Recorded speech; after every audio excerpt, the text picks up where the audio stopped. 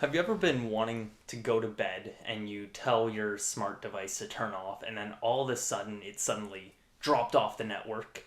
Well, if you have, you're going to want to stick around because today we're looking at the 5 most common mistakes when people are setting up their smart homes.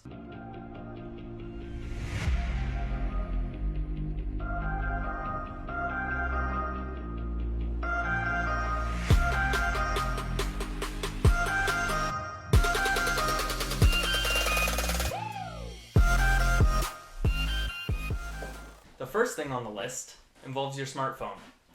You know that your phone runs on Wi-Fi, and so do your smart devices. In order for it to stay like that, you need a solid internet connection that's not going to drop off on the flip of a dime. So, in order to do that, you need to support your Wi-Fi with the best internet router possible. I'm actually running the Eero 6 mesh Wi-Fi system, so it actually has two different bandwidths, one being a 2.4 gigahertz and 5 gigahertz. So a lot of your smart devices are going to be running off that 2.4 gigahertz, and all your personal things like your phone, your laptop, and your computers are going to be running on the 5 gigahertz. It separates them and basically decreases the chances of your smart devices dropping off the face of the earth to zero. So, get your internet up. Jesus. So we all have that rat nest of wires somewhere in our house, whether it's behind our desk, behind our TV, anywhere like that. The next thing that I see really with mistakes in smart home setup is cable management. It's a huge underrated thing that no one really talks about. You need to be able to make sure that all your cables are neatly organized and managed properly.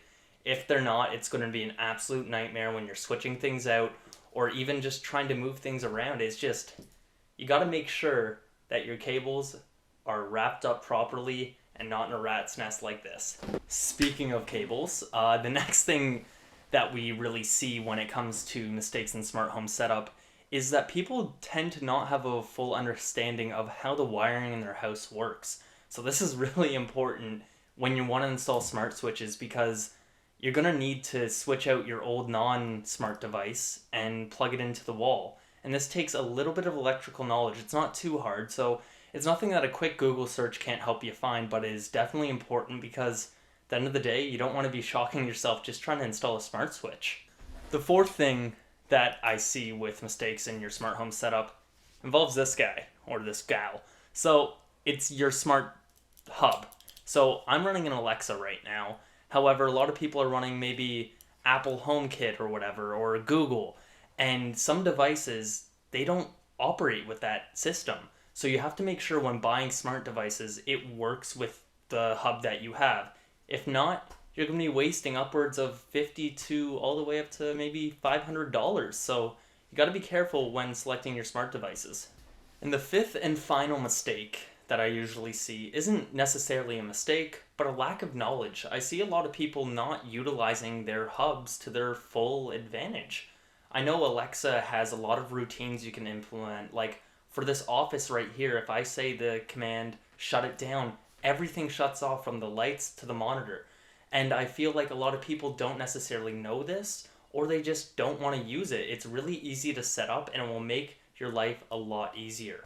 Overall, smart homes are pretty complicated, but pretty simple at the same time. I know that doesn't make sense, but all it takes is a little bit of knowledge and you can have yourself a fully functioning smart ecosystem. You can have everything automated to make your life a hell of a lot easier. So, if you enjoyed, consider liking and subscribing. Thank you.